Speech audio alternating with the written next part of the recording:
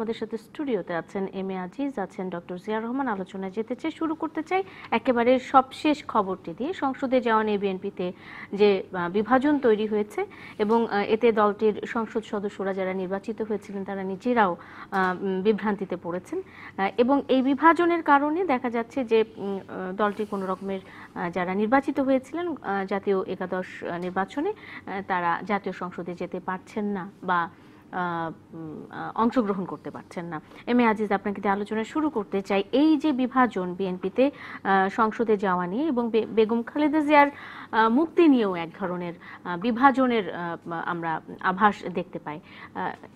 এরকম যদি হতে থাকে তাহলে বিএনপির অদূর ভবিষ্যতে আসলে আমরা কি ধরনের চিত্র বিএনপিতে দেখতে পাচ্ছি বলে মনে হয় আপনার কাছে? ধন্যবাদ আপনাকে। হ্যাঁ, আপনার স্টোরিতেও বলেছে স্পষ্ট বিভাজন। আমি কিন্তু নিউজে কোনো বিভাজন আমি দেখলাম না আপনাদের নিউজ অনুযায়ী, কারণ সব জায়গায় মুক্তি চেয়েছে। কেউ প্যারোল শব্দটি মুখ দিয়ে উচ্চারণ করেননি, মুক্তি চেয়েছে। মুক্তি তো চাবেই, আন্দোলন সংগ্রাম করে, কেউ বলছে সংগ্রাম করে, কেউ বলছে জামিনে মুক্তি। মুক্তি এটা স্বাভাবিক, কেসে আছে, তিনি কনভিকশন হয়েছে, জামিনে তো মুক্তি চাইতেই পারে। কারণ জামিনে মুক্তি চাওয়াটা কি জানেন, খুনের আসামিও 1 বছর জেল খেটে ফেললে জামিন পায়, কিন্তু প্যারোলে মুক্তির দাবিটিও তো আছে দলের মধ্যে থেকে। কেউ দাবি করে, তাহলে তার আইনজীবীরাই তো অনেকেই করছেন যে প্যারোল ছাড়া তার মুক্তি সম্ভব নয়। দূরে শোনেন, আজকের আইনজীবী প্যারোল বলে নাই, বলছে আইনের মাধ্যম ছাড়া মুক্তি সম্ভব নয়। হ্যাঁ, তো এখন যেমন আজকে আওয়ামী লীগের ভারপ্রাপ্ত সাধারণ সম্পাদক মাহবুব আলম হানিফ তিনি বলেছেন যে বেগম খালেদা জিয়ার মুক্তির 2টা উপায়, একটি হচ্ছে আইনের মাধ্যমে, আরেকটি হচ্ছে রাষ্ট্রপতির সাথে দোষ স্বীকার করে ক্ষমা প্রার্থনা করা। ওনার বক্তৃতায় প্যারোল নেই। এবং তিনি বলেছেন যে বিএনপির নেতৃবৃন্দ বলে না, কিন্তু সাংবাদিকরা বেশি আগ্রহী, তারা বারবার এই প্রশ্ন করে। অর্থাৎ তিনি বলেছেন এই বক্তব্য। আজকেও ফখরুল ইসলাম আলমগীর বলেছেন যে এইটা জাস্ট আপনার আলোচনা আর কি, গুঞ্জন, শুধুই গুঞ্জন, কোনো প্যারোলে মুক্তির কোনো মানে সংসদে বিএনপির এমপিরা যোগদান করবে তার বিনিময়ে প্যারোলে মুক্তি, এটা শুধুই গুঞ্জন। এটাও অর্থাৎ বিএনপি এবং আওয়ামী লীগ উভয় পক্ষের কোনো নেতার মুখ দিয়ে এমনটি আসে নাই যে বিএনপি প্যারোলে মুক্তি, বিএনপি প্রধান বেগম খালেদা জিয়া প্যারোলে মুক্তি। তাহলে এই গুঞ্জনগুলো ছড়াচ্ছে কিভাবে? এটা কি শুধুমাত্র আমাদের গণমাধ্যমের বাড়াবাড়ি নাকি এরকম কিছু? আমি বাড়াবাড়ি বলবো না। এটা যখন বেগম খালেদা জিয়াকে বঙ্গবন্ধু মেডিকেল হসপিটালে আনা হয়, আগেও তো আনা হয়েছে একবার, তার চাইতে একটু তার পরে মিডিয়ার মাধ্যমে জানা গেছে একটু কেয়ার ভালো নেওয়া হয়েছে। এই অনুমান থেকে ম্যাস মিডিয়াতে প্রথম আসে যে বেগম খালেদা জিয়া, কেউ বলছে প্যারোলে, কেউ বলছে নানান গুজব, এটা পিক আপ করে কোনো মিডিয়া। এবং সাংবাদিকরা প্রথম হোম মিনিস্টারকে প্রশ্ন করে যে আপনারা বেগম খালেদা জিয়াকে প্যারোলে মুক্তি দিচ্ছেন কিনা। তখন তিনি বলেছেন যে এরকম কোনো আবেদন তো আসে নাই, আবেদন আসলে দেখা যাবে। তো উনি সাংবাদিকদের প্রশ্নের উত্তরে তো এই উত্তরই তো দিবেন। সাংবাদিকরাও তো সেই হিসেবে প্রশ্ন করেছে যে এরকম একটি সুযোগ আছে যেটি বিএনপি কাজে লাগাতে পারে, কিন্তু তারা কাজে লাগাচ্ছে না। প্যারোল তো রাজনীতিবিদরা নিয়ে থাকেন, প্যারোল তো বর্তমান প্রধানমন্ত্রী প্যারোল নিয়েছেন, বেগম খালেদা জিয়াও নিয়েছেন 1/11 এর সময়। তারেক রহমান সাহেব তো প্যারোল সিস্টেম আছে, কিন্তু বিষয়টা হচ্ছে বাস্তবতাটা মানতে হবে যে বেগম খালেদা জিয়া 1লা বৈশাখে বিএনপির নেতৃবৃন্দ দেখা করেছেন এবং তারা এসে বলেছেন যে বেগম খালেদা জিয়া বলেছেন যে প্যারোলে এই অসম্মানজনক মুক্তি কেন নেবেন তিনি তো আইনেই মুক্তি পান। কারণ হচ্ছে যে 14 বছর 15 বছর জেল হওয়া ব্যক্তিরা তো আপনার বেলে থেকে মন্ত্রী আছে, বাইরে আছে, যারা সরকারের পক্ষের লোক এদেশে তো আছে, 5 বছর 10 বছর 14 বছর সব জেল হওয়া কোর্টে, তারা তো বেলে আছে। বেগম জিয়া কেন? তার মানে সরকারের পক্ষের লোক হলে, পক্ষের লোক হলে আইন সেক্ষেত্রে অবশ্যই সরকারের ইন্টারফারেন্সের কারণে বেগম খালেদা জিয়ার বেল হচ্ছে না। কারণ হচ্ছে, দেখেন একটা উদাহরণ দেই, সর্বশেষ যেটা বেল হলো কুমিল্লার ওই আগুনের মামলায়, সেখানে প্রত্যেকটা আসামি বেলে আছে, বেগম খালেদা জিয়া শুধু বেলে ছিল না, তার বেল লোয়ার কোর্ট দেয়নি। এই বেল পেতে পেতে অ্যাটর্নি জেনারেলও পিছে পিছে দৌড়াইছে, সুপ্রিম কোর্টে গিয়ে এটার বেল হয়েছে। এটা তো অনিচ্ছা। অ্যাটর্নি জেনারেল হলো দেশের অ্যাটর্নি জেনারেল, উনি তো সরকারের অ্যাটর্নি জেনারেল না, উনি এত দূরে এইগুলোর জন্য গেল কেন? এতেই তো ইন্টেনশনটা বোঝা যায় যে একটা বেল যেখানে তখন তিনি গুলশান অফিসে বন্দী, তিনি হুকুমের আসামি, সেই বেল প্রত্যেকটা লোক ওই কেসের বেল পাইছে, উনি বেল পায় নাই। তো এটা তো ইচ্ছে করে আটকায় রাখা। দ্বিতীয়ত লোয়ার কোর্ট বিচার বিভাগ, এখানে তো কোনো স্বাধীনতা নাই, এটা তো এখন এক্সিকিউটিভের আন্ডারে চলে গেছে। আমরা এখনো বলি বিচার বিভাগ, কারণ আমরা শুনে আগে জানতাম এ তো জাস্টিস ওহাব মিয়ার সময় যে আইন শৃঙ্খলা কমিটি পদোন্নতি এই সেই হয়েছে, এটা তো প্রেসিডেন্টের আন্ডারে, প্রেসিডেন্টের পক্ষ থেকে এটা ইয়ে করে হলো ল মিনিস্টার। ল মিনিস্টারদের প্রপোজাল খালি ইয়েতে আসে, হাইকোর্টে আসে, চিফ জাস্টিসের কাছে আসে, তো উনি ঘাড়ে কয়টা মাথা উনি চেঞ্জ করবেন। লোয়ার কোর্টে তো এখন কোনো স্বাধীনতা নাই, ইন্টারফেয়ার করাই যায়। আবার হায়ার কোর্টে অ্যাটর্নি জেনারেল বলেছে, এই চিফ জাস্টিস যে বারের সাথে যেদিন মিটিং এ বসে, তখন এই চিফ জাস্টিস যে হায়ার কোর্ট সম্পর্কে যা বলেছে, তাতে হায়ার কোর্টের স্বাধীনতা থাকলেও ম্যানিপুলেট করার অনেক অপশন খোলা আছে। এম এ আজিজ, সার্বিকভাবে আপনার আলোচনাতে বা আপনার কথাতে যেটা মনে হচ্ছে যে পুরো আইনি প্রক্রিয়াটা বা আইনি ব্যবস্থাতে আসলে বেগম খালেদা জিয়াকে সরকারের সদিচ্ছা ছাড়া মুক্ত করা সম্ভব নয়। সদিচ্ছা না, সরকার ইন্টারফারেন্স ছাড়া। আচ্ছা, সরকারের হস্তক্ষেপের কারণে তার এই মুক্তির দীর্ঘসূত্রতার কারণ হচ্ছে বিকজ আমার বক্তব্য হচ্ছে যে এখন কোর্ট আগের মতো পলিটিক্যাল কেসে রোল প্লে করছে। সেক্ষেত্রে বিএনপির আসলে পক্ষ থেকে যে বারবার আমরা গণতন্ত্রের মুক্তির কথা শুনছি, আন্দোলনের কথা শুনছি, সেটি দিয়ে কোনো পদক্ষেপ কেন নেওয়া হচ্ছে না? এম এ আজিজ, আপনার কাছে এই বিষয়টি জানবো, তার আগে জিয়া রহমানের কাছে ওই একই প্রশ্ন আপনার কাছে। জিয়া রহমান, যে আসলে এই যে বিএনপিতে যে বিভাজন তৈরি হয়েছে সংসদে যাওয়া না যাওয়া নিয়ে, কিংবা বেগম খালেদা জিয়ার মুক্তির বিষয়ে কি ধরনের প্রক্রিয়ায় তারা এগোবে সেই বিষয়গুলো নিয়ে, যদিও তারা বলছেন যে দলের ভারপ্রাপ্ত চেয়ারম্যানের নির্দেশে বা তার পরামর্শেই তারা সংসদে যাচ্ছেন না বা এই সিদ্ধান্ত নিয়েছেন, সেক্ষেত্রে দলটির আসলে ভবিষ্যৎ, কারণ শপথ তো আর আজীবন ঝুলে থাকবে না শপথ নেওয়ার সুযোগটি, সেক্ষেত্রে কি হবে? আপনার মতামত কি? ধন্যবাদ। আপনি যদি মানে অনুন্নত বিশ্বের এই পলিটিক্যাল ইনস্টিটিউশন, পলিটিক্যাল পার্টির কালচার দেখেন, সেক্ষেত্রে কিন্তু অনেক ধরনের সমস্যা আসলে আমাদের মতো অনুন্নত বিশ্বে আছে। এবং এক্ষেত্রে যেহেতু আমাদের এই পলিটিক্যাল ইনস্টিটিউশনগুলো সেভাবে ডেভেলপ করেনি, পলিটিক্যাল কালচারেরও যথেষ্ট ঘাটতি আছে, সেই কারণে কোনো একটা পলিটিক্যাল পার্টি যদি কোনো ধরনের সংকট বা কোনো ক্রাইসিসের মধ্যে পড়ে, সে যদি যথাযথভাবে প্র্যাগমেটিকলি এই ডিসিশনগুলো না নিতে পারে বা তার লিডারশিপের পক্ষ থেকে যদি পার্টিকে সেই ডিরেকশন অনুযায়ী না চালায়, ডেফিনেটলি আমি মনে করি যে সেখানে একটি নেগেটিভ ঘটনা ঘটার সম্ভাবনা থাকে সেই পলিটিক্যাল পার্টির ইন টার্মস অফ এটার ইম্প্যাক্ট আর কি। তো এই জায়গায় আমার মনে হচ্ছে যে খুব স্ট্রেট ফরওয়ার্ড। আজকে হয়তো আজিজ ভাই কথা বলছেন, কিন্তু 29 বা 30 তারিখের আগে এই ঘটনা হয়তো আমরা যদি দেখি, আমরা খুব মানে আমি আবারও বলছি যে সমস্ত আমাদের অনুন্নত বিশ্বে ধরনের খুব নাটকীয় ঘটনা কিন্তু ঘটে, যেহেতু পলিটিক্যাল ইনস্টিটিউশন এখানে ঠিক সেইভাবে ডেভেলপ করেনি। তো কাজে আজকে যেই কথাগুলো উনি খুব জোর দিয়ে বলছেন, আমরা দেখব হয়তো, বা আমরা জানি না, যে হয়তো দেখবেন যে এই 30 তারিখের আগেই আমাদের এই শপথ অনুষ্ঠান হয়েছে এবং এর মাঝে হয়তো অন্য ধরনের যেই প্যারোল হোক, মুক্তি হোক, একটা কিছু হবে বলে আমার মনে হয়। আমার কাছে এই কারণে মনে হচ্ছে, এবং আপনি যে কথা বলেছেন যে জার্নালিস্টরা যখন কথা বলে, তারা যখন কোনো প্রশ্ন করে, তারা তো কোনো সোর্স বা কোনো ক্লু ছাড়া এই প্রশ্নগুলো করে না। ধরা যাক, আপনি যদি মনেও করেন যে যেটি কোনো পত্রিকায় এসছে যে, বা এটাকে ক্রিটিক হিসেবে দেখা হচ্ছে যে এটা ঠিক কোনো এজেন্সির মাধ্যমে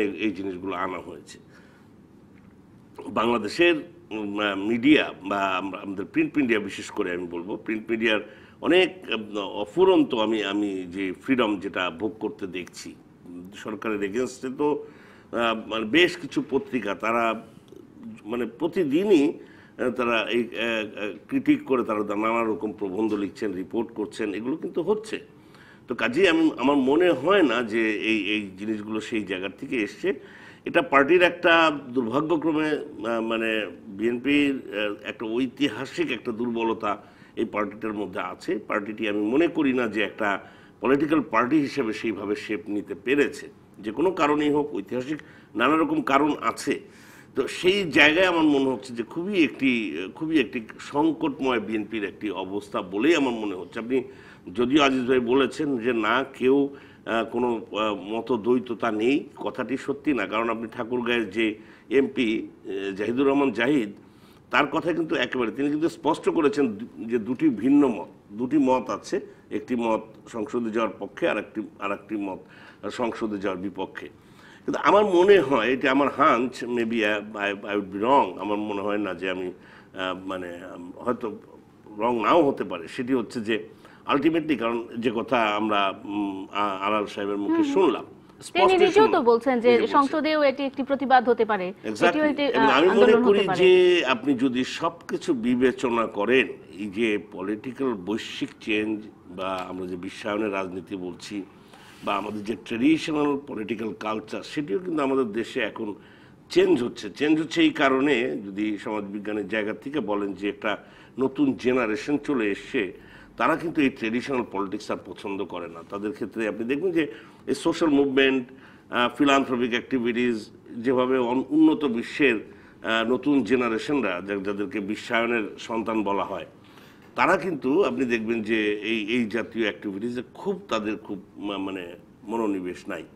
আর যেহেতু বিএনপি রাজপথে, যেটা আমরা অনুন্নত বিশ্ব আমরা আরেকটা জিনিস দেখি যে রাষ্ট্র যেহেতু খুবই শক্তিশালী, রাষ্ট্রের ভেতরের কাঠামোর মধ্যে যেহেতু গণতান্ত্রিক চরিত্রের অনুপস্থিতি আছে, সেই কারণে আমাদের স্ট্রিট প্রোটেস্ট মুভমেন্ট যেগুলো আছে, তার মাধ্যমে অধিকাংশ দাবি পলিটিক্যাল পার্টিরা আদায় করে।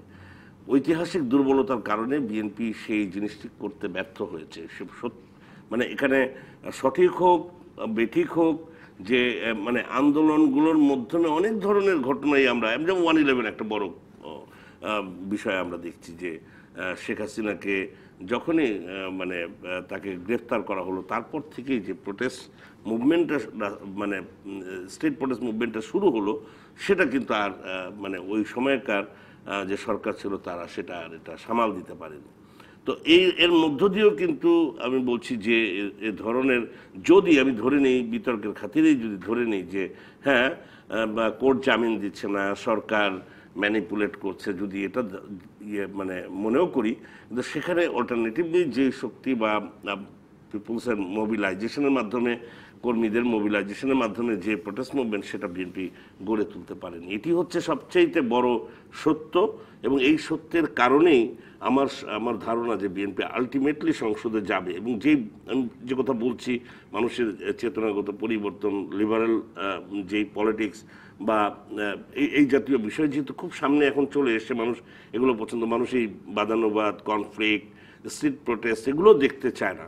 সেই কারণে আমার কাছে মনে হয় বিএনপির জন্য এটিই হচ্ছে সবচেয়ে ভালো সুযোগ, যে তারা পার্লামেন্টে এবং পার্লামেন্টে গেলে পরে কিন্তু আপনার এই যে বিভিন্নগুলো ককাসগুলো আছে, কমিটিগুলো আছে, এক ধরনের, আমি বলবো যে এক ধরনের রিলেশনশিপও তৈরি হয়, ইন্টারাকশন হয়, এবং এর মধ্য দিয়ে আমার মনে হয় যদি খালেদা জিয়ার মুক্তির বিষয়টিও একটা রাজনৈতিক টেবিলে আনার বিষয় থাকে, সাইমultaneously দুটো করাটাই আমার মনে হয় যোগ্য। রাজনীতির টেবিলেই আসলে বেগম খালেদা জিয়াকে মুক্ত করা যাবে কিনা, মাঠের আন্দোলনের মাধ্যমে মুক্ত করা যাবে? এম এ আজিজ, আপনার কাছে যে প্রশ্নটি ছিল যে আসলে ওই যে বিএনপির গণতন্ত্রের আন্দোলন কিংবা বেগম খালেদা জিয়াকে মুক্ত করার যে আন্দোলন, সেটি আসলেও অদূর ভবিষ্যতে কোনো মানে সফলতার মুখ দেখবে কিনা, এই দ্বিধাদ্বন্দ্বে কিন্তু প্রত্যেকেই আছে। একটু আপনি বলেন কি অবস্থা সেখানে? দেখেন, বিএনপি আপনার পথ তো দুটা, আইনের মাধ্যমে, সেটা বিএনপি পারছে না, আর না হলে বিকল্প, যে ভাই ঠিকই বলেছে, আন্দোলন করতেও বিএনপি পারছে না,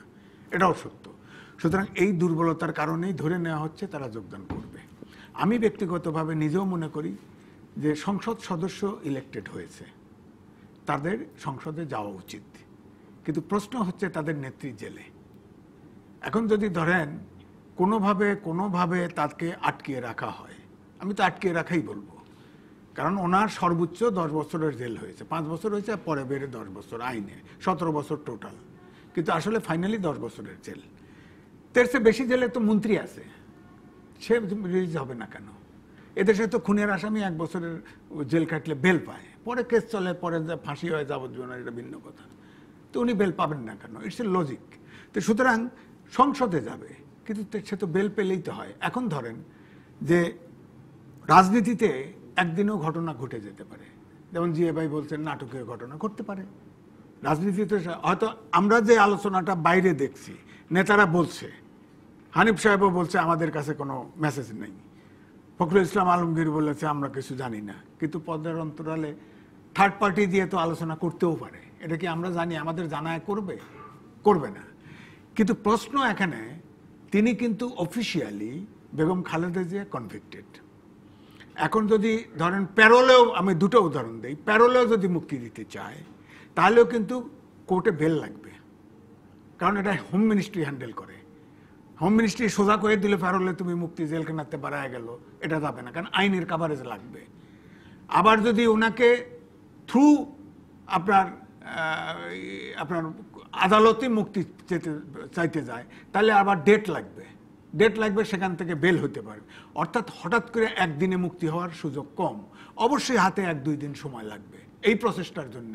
তড়িঘড়ি করে হয়তো নিতে পারে, উভয় পক্ষ যদি এক হয়। যেমন ধরেন আমরা 3 দল যখন এরশাদের বিরুদ্ধে আন্দোলন করছে, তখন তো বসে এক সিটিংয়ে বসে সব চেঞ্জ করে ফেলছে, তাই না? কত কি, কোনো সংবিধানের ধারও ধারে নাই, সব চেঞ্জ করে ফেলছে। এখন বেগম খালেদা জিয়ার মুক্তির জন্য যদি আওয়ামী লীগ এবং বিএনপি একমত হয় বা গভর্নমেন্ট আর একমত হয়, তাহলে একমত হলেই ধরে নিতে পারবে যে আইনের কাভারেজ পরে করে নিবে, কিন্তু বেল লাগবে। সমঝোতা হিসেবে ধরছেন। সুতরাং এই সমঝোতা, আমার লাস্ট কথা হচ্ছে প্যারোলে মুক্তি হওয়ার সম্ভাবনা খুবই জিরো, খুবই কম। হ্যাঁ, যদি আইনে বেল দিয়ে দেয়, এটা বেল দেবে, ওরাও সংসদে যাবে, এই সম্ভাবনাটা যদি হয় তাহলে হয়তো সমাধান হবে। তাছাড়া ধরেন যদি যোগদান না করে, ওই 6 জন সদস্য বা ইলেকশনে আওয়ামী লীগের লোকই আবার জিতবে, সমস্যা কি? আওয়ামী লীগেরও তো স্টেক আছে, আওয়ামী লীগও চায় এই 6 জন সদস্য জয়েন করুক, কারণ তারাও সারা পৃথিবী জুড়ে ইলেকশন সম্পর্কে যে আপনার নানান রিজার্ভেশন তৈরি হয়েছে, এই কাভারেজ দেওয়ার জন্য এই দরকার। এছাড়া 3-4টা তারা প্রথম থেকেই তাদেরকে আহ্বান জানিয়ে আসছে উদযাপন করার জন্য একটা বিরতি নিয়ে ফিরে আসি আলোচনাতে। একটা বিরতি নিয়ে ফিরছি সংবাদ সম্প্রসারণে, সঙ্গে থাকুন। স্বাগত, দেখছেন সংবাদ সম্প্রসারণ। আমাদের সাথে আছেন এম এ আজিজ, আছেন ডক্টর জিয়ার রহমান। আমরা কথা বলতে চাই, আবারও সেই আলোচনায় ফিরে আসতে চাই। এবারের প্রসঙ্গটি যেটি নুসরাত হত্যাকাণ্ড নিয়ে আমরা কথা বলতে চাই। নুসরাত হত্যার আসামির পরিত্যক্ত বোরকা উদ্ধার করা হয়েছে এবং এই ঘটনাটি ঘটার পর থেকে আমরা সবাই যতখানি সোচ্চার হয়েছি, গণমাধ্যমগুলো যেভাবে ফলো আপ করে যাচ্ছে, আসলে এই বিষয়গুলো ধামাচাপা পড়ে যাওয়ার আগে কিংবা হারিয়ে যাওয়ার আগে আরেকটি ঘটনার আড়ালে এই বিষয়গুলোর সমাধান হওয়া উচিত। কিন্তু এর সাথে একটু যোগ করতে চাই যে আজকে আমরা দেখতে পেয়েছি যে আরো 2টি এই ধরনের নৃশংস যৌন হয়রানির ঘটনা ঘটেছে এবং যেগুলোর বেশিরভাগই দেখা গেছে চাঁপাইনবাবগঞ্জে এবং আরো একটি জায়গায় এই বাগেরহাটে এই ধরনের 2টি ঘটনা ঘটেছে এবং দেখা গেছে যে তারা বেশিরভাগই স্কুল ছাত্রী, অর্থাৎ স্কুলের যারা একেবারেই 3য় শ্রেণীর ছাত্রী কিংবা 6ষ্ঠ শ্রেণীর ছাত্রী, সেই সব কোমলমতি শিশুরা এই বিষয়গুলোর বাইরে থাকছে না। নুসরাত হত্যায় প্রধানমন্ত্রীর হস্তক্ষেপ ছিল। প্রধানমন্ত্রী প্রথম থেকে চাইছিলেন যে নুসরাত হত্যার এই বিষয়টি বা নুসরাতকে এই হেনস্থা করার বিষয়টি যেন একটা সুষ্ঠু পরিণতি পায়, সেই বিষয়টি তিনি চাচ্ছিলেন। পরে তো নুসরাত আমাদের ছেড়ে চলে যায়, তারপর থেকেও প্রধানমন্ত্রী এই বিষয়টি নিয়ে যথেষ্ট সোচ্চার রয়েছেন। জিয়া রহমান, এই অংশে আমি আপনাকে দিয়ে আলোচনা শুরু করতে চাই। একের পর এক ঘটনা আমরা কঠিন হচ্ছি, আমরা এই নৃশংসতার বিরুদ্ধে রুখে দাঁড়াচ্ছি, প্রতিহত করার চেষ্টা করছি, সচেতন হওয়ার চেষ্টা করছি, তারপরও আমরা প্রতিদিনই কিন্তু এই ধরনের ঘটনা একটার পর একটা পড়ে যাচ্ছি। মানুষের মনস্তত্ত্বে আসলে কি ধরনের পরিবর্তন হয়েছে? এটা মানুষের মনস্তত্ত্বের পরিবর্তনটা মূলত আমরা যেটা দেখছি যে আসলে আমরা এমন একটা যুগ সন্ধিক্ষণের মধ্যে আছি। আমাদের একসময় আমাদের বাংলাদেশে যে ট্রেডিশনাল যে মূল্যবোধগুলো ছিল, সনাতনী মূল্যবোধ, এই মূল্যবোধগুলো নিয়ন্ত্রণ করতো মূলত পরিবার, কমিউনিটি ভ্যালুজ, কতকটা আমি বলবো যে যেই ধর্মীয় মূল্যবোধ, নৈতিক মূল্যবোধ, তারপর এই সমস্ত কিছু মিলে আমাদের কিন্তু এই সমাজ ব্যবস্থার মধ্যে একটা স্থিতিশীলতা ছিল। যেহেতু আমরা যুগ সন্ধিক্ষণ বলছি যে আমাদের এই ট্রেডিশনাল যে সমস্ত কনজারভেটিভ ভ্যালুসগুলো ছিল সেগুলো ভেঙে যাচ্ছে, নানা কারণে আমাদের বিদেশি সংস্কৃতির অনুপ্রবেশ ঘটছে এবং এটাকে আমরা সমাজবিজ্ঞানে সাংস্কৃতিক অসঙ্গতি বলি, কালচারাল ল্যাগ। উইলিয়াম এফ অকবার্ন বলে এক আমেরিকান সমাজবিজ্ঞানী দীর্ঘদিন আগে, এটি 1950s আমেরিকার ঠিক একই রকম সিচুয়েশন তৈরি হয়েছিল, যে একটা সনাতনী সমাজ ব্যবস্থার থেকে যখন উন্নত মডার্নিটির দিকে যায় তখন যদি নতুন নতুন মূল্যবোধ আসে সেটা কিন্তু, যেমন ধরুন আমাদের এখানে নানাভাবে যে আশাটা একটু লিবারেল অনেক জিনিসপত্র আমাদের ইন্টারনেট বলি, ফেসবুক বলি, আমাদের পর্নোগ্রাফি এর মধ্যে ঢুকে যাচ্ছে। এখন এগুলো কিন্তু আগে কঠোর অনুশাসনের মধ্যে আমাদেরকে মানুষ করা হতো। এখন যে লিবারেল একটা বিষয় চলে এসছে এটা আবার সোসাইটি কিন্তু পুরোপুরি নিতে পারছে না।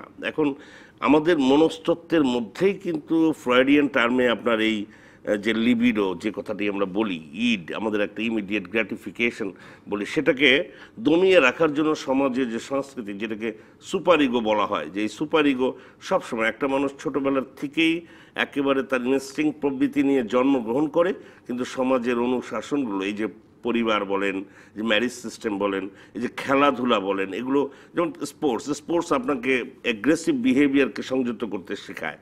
ম্যারেজ সিস্টেম আপনার যে এই যে প্রমিসকিউটি, অজাচার, সেগুলোকে আপনার একটা মানে সামাজিক একটা অবস্থান দেওয়া শেখায়। কিন্তু দেখা যাচ্ছে যে যখনই এই ধরনের ঘটনাটাগুলো ঘটে, নতুন সংস্কৃতির অনুপ্রবেশ ঘটে, এবং সেটা তখন আমাদের যেই সনাতনী যেই অনুশাসনের ভিত্তি সেগুলো সেটাকে কোপ করতে পারে না। ফলে যে নতুন ইনস্টিটিউশন ডেভেলপ করা, নতুন মূল্যবোধের জন্য সামাজিক এবং রাষ্ট্রীয় অনুশাসনের, যেটা যেমন আপনি যদি রাষ্ট্রীয় অনুশাসনের বুঝছি আমরা ক্রিমিনাল জাস্টিস সিস্টেম, আগে যেহেতু এই জিনিসগুলো মানে খুব ম্যাগনিটিউড এত বেশি ছিল না, ফলে কোনো না কোনোভাবে, এমনকি গ্রাম্য সালিশ কথা আমরা যেটা দেখলাম, সেগুলোও আগে অনেক সময় একটা স্বাভাবিক রীতির মধ্যে করা হতো, যেটা খুব, যেহেতু ওই লেভেলে জিনিসগুলো ছিল না, ছোটোখাটো ঘটনার কথা আমি বলছি।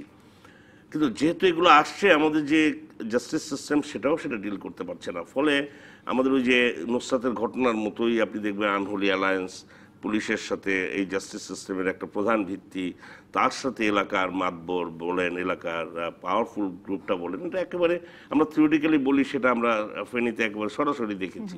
পলিটিক্যাল এলিট বলেন, পাওয়ারফুল ইকোনমিক এলিট বলেন, তাদের সাথে একটা নেক্সাস, এবং তার ফলে এই যে একটা বিচার, সেই বিচারটা কিন্তু আর একেবারে মাটি হয়ে যায়, যেটা চার্জশিটও ঠিক মতো যায় না, কোর্টে গেলে সেই কোর্টের থেকে দেখা যায় যে জামিন প্রক্রিয়া ইত্যাদি। বিচারের প্রসঙ্গটি যেহেতু এসেছে, এম এ আজিজ আপনার কাছে জানতে চাই যে এই নুসরাতের ঘটনাটিতে প্রধানমন্ত্রীর, যেহেতু শুরু থেকেই প্রধানমন্ত্রী এই বিষয়টি নজরে রেখেছিলেন, এ কারণে দেখা গেছে যে আজকে সোনাগাজী উপজেলা আওয়ামী লীগের সভাপতিকে রিমান্ডে নেওয়া হয়েছে, রিমান্ডের আবেদন করা হয়েছে, এবং বলা হয়েছে যে তার বিরুদ্ধে যে অভিযোগ রয়েছে সেটি প্রমাণিত হলে অবশ্যই দলের পক্ষ থেকেও ব্যবস্থা নেওয়া হবে। তো সেক্ষেত্রে এই প্রধানমন্ত্রীর হস্তক্ষেপ ছাড়া এই বিষয়গুলোকে সুরাহা করা কেন যায় না? প্রধানমন্ত্রীর হস্তক্ষেপ এই বিষয়গুলোতে কেন লাগবে? এটি কি আসলে নিয়ম মাফিক যেতে পারে কি? সেটা অন্য আলোচনা। কারণ আমাদের দেশে এখন হয়ে গেছে কি, ঘটনাচক্রে সকল ক্ষমতা কেন্দ্রীভূত হয়ে গেছে প্রধানমন্ত্রীর হাতে। কেউ যার যার দায়িত্ব, যার উপরে যে দায়িত্ব অর্পিত আছে সেই দায়িত্ব সে পালন করছে না, আর নিচে আলাদাভাবে বিভিন্ন জায়গায় নেক্সাস গড়ে উঠছে। কারণ এখন তো শুধু সরকারি দল আছে, বিরোধী দল মাঠে নেই।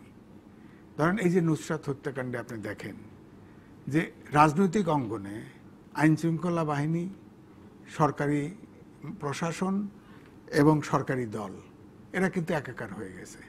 এটা সবসময় ছিল। হ্যাঁ, এটা শুধুমাত্র এই সময় যদি বলেন না, আমি এই জন্য বলছি অডিয়েন্সের কাছে মেসেজটা ভুল যাবে। আমি বলছি যে আপনি আওয়ামী লীগের লোকাল এলিটদের বা লোকাল যে পলিটিক্যাল যে নেতাকর্মী, তাদের যেমন মানে স্খলন যেমন আছে, বিএনপির নেতাকর্মীদের সময় একই জিনিস। আমি এটাকে ইনস্টিটিউশনালাইজ করা উচিত। যদি আপনি এই সময়ের কথা বলেন তাহলে বিষয়টি একেবারেই ভুল না। কারণ হচ্ছে যে ওই লোকাল লেভেলের এই নেতাকর্মীদের এই ধরনের, আমি বলছি যে আগে যেভাবে প্রশাসনকে প্রভাবিত করা হতো, এখন তার চাইতে অতিমাত্রা বেড়ে গেছে। এখন পুরোপুরি প্রশাসন, আইন শৃঙ্খলা বাহিনী নির্ভর হয়ে গেছে, এবং সর্ব অঞ্চলে আপনি থানা লেভেলে যান, ওখানে দেখেন এমপি বলেন, উপজেলা চেয়ারম্যান বলেন, সব এক পার্টির হয়ে গেছে। তো সব এখন তাদের সাথে যা কিছু হোক সব শেয়ারে হচ্ছে, যার ফলে নুসরাত হত্যাকাণ্ডে আপনি একটিও অন্য দলের কাউকে পান নাই, একটিও না। কেন 12 জন টোটাল আসামি, এখানে কোনো জামাত বিএনপির আসামি নেই, কারণ পুলিশের ভিতরেও সব আওয়ামী সমর্থক। হ্যাঁ, আপনার সরকারি দলের ভিতরে যেগুলো আছে, যেগুলো বৈঠক করে সিদ্ধান্ত নিছে 12 জন, এই 12 জনের একজনও অন্য কেউ নাই। তাদেরকে যে আইনি সহায়তা দিয়েছে যারা সিরাজউদ্দৌলাকে, তারাও তো বিএনপি জামাত সমর্থিত অনেকেই তো ছিলেন। না, সেটা তো আলাদা, কিন্তু এখানে আলাদা হওয়ার বিষয় না। বিষয়টা হচ্ছে যে আপনার ধরেন এই যে আওয়ামী লীগের সাধারণ সম্পাদক সাহেব বললেন যে যদি প্রমাণিত হয় তাহলে পার্টির থেকে বহিষ্কার করা হবে। হ্যাঁ, তো এটা তো অবভিয়াস, একটা লোক যখন যদি দোষী হয়, কনভিক্টেড হবে, অটো সিস্টেমই বাদ হয়ে যাবে, তাই না? কিন্তু এখন প্রধানমন্ত্রী দেওয়ার পরেও নানান রকম, দেখেন এসপি ওসির পক্ষে চলে গেছে, স্টেটমেন্ট হেড অফিসে কিন্তু পাঠাইছে এসপি, তো এসপির ঘাড়ে কয়টা মাথা, তারও লাইন আছে। অর্থাৎ আমি বলছি যে নেক্সাস প্রত্যেকটা থানায় আলাদা আলাদা গড়ে উঠছে। হ্যাঁ, এই নেক্সাসটা বলয়টা তৈরি হয়ে গেছে, এখানে অন্য কেউ নেই, সমাজের অন্য কেউ নেই। সরকারি দল, আইন শৃঙ্খলা বাহিনী এবং প্রশাসনের ভিতরে হয়তো আপনি বলতে পারেন যে অন্য মতাদর্শের আছে না, আছে, কিন্তু চাকরি বাঁচানোর জন্য সব একসুরে কথা বলে, তাদের মনে রক্ষা করে। সুতরাং এই জন্যই একজন ওসির কাজ ওসি করবে, এসপির কাজ ওসপি করবে, আইজি প্রধানমন্ত্রীর নির্দেশ দিতে হবে কেন? স্বাভাবিক প্রশ্ন, কারণ নাহলে প্রশাসন চলছে না, কারণ ক্ষমতা এক জায়গায় কেন্দ্রীভূত হয়ে গেছে। এই কারণেই আপনার প্রধানমন্ত্রীকে বলতে হয়, আইজি সাহেবও প্রধানমন্ত্রী বিষয়টি অনুধাবন করে এই নির্দেশটা দিচ্ছেন, এবং আমরা তো আশা করতে পারি যে প্রধানমন্ত্রী লেভেলে তো এই নির্দেশ আসা উচিত ছিল না। এটা তো ওখানে সর্বোচ্চ এসপি পর্যন্ত এটা আইজিও তো এখানে ইন্টারভেন করার কথা ছিল। তিনি তো বুঝতে পেরেছেন যে সমাজের সর্বোচ্চ স্তরে হবে না, যেভাবে এরকম উনি ভাবে ভেবেছেন যে আমি নির্দেশ না দিলে সঠিকভাবে কাজটি নাও হতে পারে। আমরা আশা করব যে প্রধানমন্ত্রীর নির্দেশে যেন এই দুর্ঘটনাটি একটি সঠিক পথ পায় বা পরিণতি পায়। একটা বিরতির পরে এসে পত্রিকার অনলাইনগুলো কি ধরনের খবর দিচ্ছে জেনে নেব, সঙ্গে থাকুন। বিরতির পর স্বাগত আরেকবার, দেখছেন আইপে নিবেদিত সংবাদ সম্প্রসারণ powered by N Mohammad group. এই মুহূর্তে আমাদের সাথে এম এ আজিজ এবং ডক্টর জিয়া রহমান রয়েছেন। আগে থেকে জানিয়েছি, দেখে নিতে চাই পত্রিকার অনলাইনগুলো কি ধরনের খবর দিচ্ছে। bdnews24.com শুরুতে রয়েছে আমাদের সাথে। প্রথম খবরটি হচ্ছে নুসরাত হত্যা, আওয়ামী লীগ নেতা রুহুল রিমান্ডে। এছাড়া আছে টিআইবির প্রতিবেদন মন গড়া, ওয়াসা বলছে, এরকম একটি খবর আছে, আমরা এটি নিয়ে কথা বলবো একটু পরে। শাহবাগে ছাত্র পরিষদের কর্মসূচি থেকে আটকের অভিযোগ, ফেরদৌসকে ধরে মমতাকে এক হাত নিলেন মোদি। কেবল দল বললেই সংসদে যাবেন বিএনপির মোশাররফ। আফগানিস্তানের তথ্য ও যোগাযোগ মন্ত্রণালয়ে হামলা। পরের খবরটি আমরা দেখে নিতে চাই, এটি সমকালের খবর, এবং এটি খবরটি নিয়ে কথা বলতে চাচ্ছিলাম যে ওয়াসার পানির প্রতিটি ফোঁটাই সুপেয়, এমডি বলছেন। পুরো খবরটি একটু দেখতে চাই। ঢাকা পানি সরবরাহ ও পয়ঃনিষ্কাশন কর্তৃপক্ষের পানির প্রতিটি ফোঁটাই সুপেয় বলে জানিয়েছেন প্রতিষ্ঠানটির ব্যবস্থাপনা পরিচালক প্রকৌশলী তাকসিম এ খান। খুব সংক্ষেপে এবং খুব অল্প বাক্যে একটি প্রশ্নই করতে চাই যে আপনারা পানি ফুটিয়ে খান কিনা ওয়াসার পানি? এক নম্বর হচ্ছে যে এমডি সাহেব কিভাবে পানি খান, আমি নিশ্চিন্তে বলতে পারি উনি নিজেও হয়তো পানি ফুটিয়ে খান অথবা বাইরের পানি খান, উনিও ওয়াসার পানি খান না। আর এই কথাটা যে বলল, অনেক মানুষ সচেতন না, তার এই কথার উপরে ভরসা করে এই ওয়াসার পানি খেতে পারে, খেলে কিন্তু অসুস্থ হবে। এবং উনি অনেক লোককে, আমার মনে হয় যে ওই হসপিটালে, অন্তত আমি কাউকে মারা যাওয়ার কথা বলবো না, হসপিটালে নেওয়ার পথ করছে এই বক্তব্য রেখে। এখন ধরেন জিয়া ভাই আছেন, ওনার কিন্তু আলাদা ঢাকা ইউনিভার্সিটিতে আলাদা পানির ব্যবস্থা আছে, তারপরেও আমার বিশ্বাস উনি সেই পানির উপরে ভরসা করেন না, হয়তো ফুটায় খান। সুতরাং ঢাকা শহরে যাই বলেন, সুপিও অর্থ খুব সিরিয়াস শব্দ ব্যবহার করছে, এবং প্রতিটা ফোঁটা এটা উনি না, এই ধরনের কথা আসলে বলার কোনো প্রয়োজন নাই। আমরা তৃতীয় বিশ্বের যে নগরায়ন দেখি, সেই নগরায়নের মধ্যে সমস্ত সার্ভিস সেক্টরেই কিন্তু সমস্যা। সেই জায়গা থেকে, আর ওয়াসার ব্যাপারে তো একাধিক প্রতিবেদন, একাধিক ইনভেস্টিগেশন, হয়তো কোনো একটা পার্টিকুলার প্ল্যান্টে নতুন কোনো কিছু লাগানোর ফলে হয়তো ভালো পানি থাকতে পারে, that's a very different case. কিন্তু ইন জেনারেল আপনি যদি মনে করেন, এটি আমি মনে করি যে খুবই, আমি বলবো যে মানে আনএক্সেপ্টেবল একটা স্টেটমেন্ট। এ ধরনের স্টেটমেন্ট আমরা কামনা করি না, কারণ যেটা অত্যন্ত গুরুত্বপূর্ণ কথা আজিজ ভাই বলেছেন, যে এই কথার মধ্য দিয়ে যদি কেউ এটাকে ঠিক সেইভাবেই গ্রহণ করে, তাহলে তো এটার একটা দুর্ঘটনা ঘটতে পারে। এবং এটি আমি মনে করি যে এই ধরনের কথাবার্তা থেকে বিরত থাকাই উচিত, কারণ এটা দিয়ে তার কোনো লাভ হবে না। এটা হতেই পারে আমাদের মতো দেশে, তিনি টিআইবির একটি প্রতিবেদনের প্রেক্ষিতে এই মন্তব্যটি টিআইবি করেছিলেন। বলেছে বলেই যে আমাকে এটা বলতে হবে, আমি এটাই বলছি। টিআইবির হয়তো কোনো জিনিস, কোনো একটা বিষয় হয়তো ভুল হতে পারে, তার মানে এই না যে টিআইবি যা বলবে সবই টিআইবি ভুল। বলছে যে 91% গ্রাহক ওয়াসার পানি ফুটিয়ে পান করেন। এটি কি আসলে খুব বেশি বলা হয়ে গেছে কিনা জানি না। ঘরে তিনি ঘরে মনে করেন- এটা করে, সবাই পানি ফুটে খায়। এটা সাধারণ আমি লোকও জানি পানি না এই পার্সেন্টেজের ব্যাপারে আমার হয়তো percentage কম আমার হতে কাছে হয়তো ইয়ে থাকতে পারে। সেটি নিয়ে তিনি কিন্তু বলতে পারতেন, অন্য কিন্তু তিনি জিনিস, যেটি হ্যাঁ, দাবি exactly, করেছেন আসলে সেটাই বলতে পারতেন, কিন্তু এম এ ঠিক আজিজ, উল্টো ভাবে জিয়া রহমান, ধন্যবাদ আপনাদের দুজনকে আমাদের সাথে যোগ দেওয়ার জন্য। সময় একেবারে শেষ হয়ে গেছে। আপনাদেরও ধন্যবাদ আমাদের সাথে থাকার জন্য।